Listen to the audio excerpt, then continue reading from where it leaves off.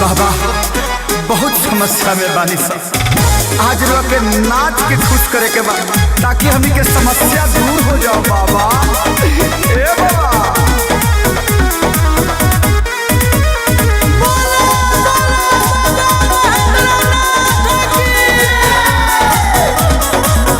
हाँ डूबल बा यूपी बिहार जी, खतरा में बावे रोजगार जी।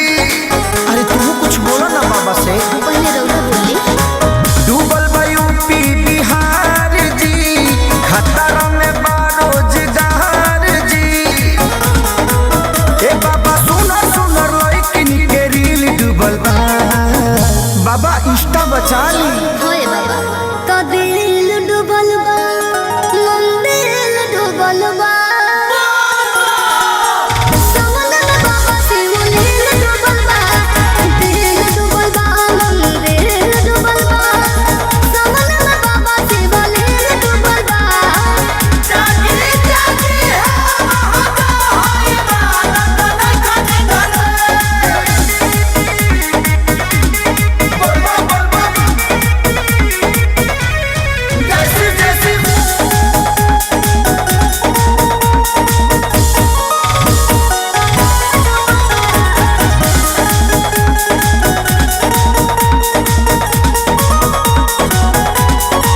तमन्ना गंगा के करी भोला दानी जी, देखी पानी में डूबल बा पानी जी।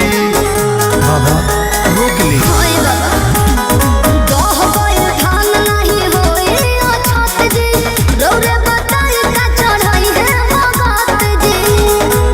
तो बाबा बड़े बड़े पत्थर या झील डूबल बा, वाटर पार्क डूबल बा। तो दिल डूबल बा, चिलमिल डूबल बा। समंदर में बाबा शिवलिंग डूबल बा, दिल डूबल बा, मंदिर डूबल बा। समंदर में बाबा शिवलिंग डूबल बा। बताले भोला दानी बड़ा पानी। जैसी जैसी बोल बोल बोल बोल जैसी जैसी।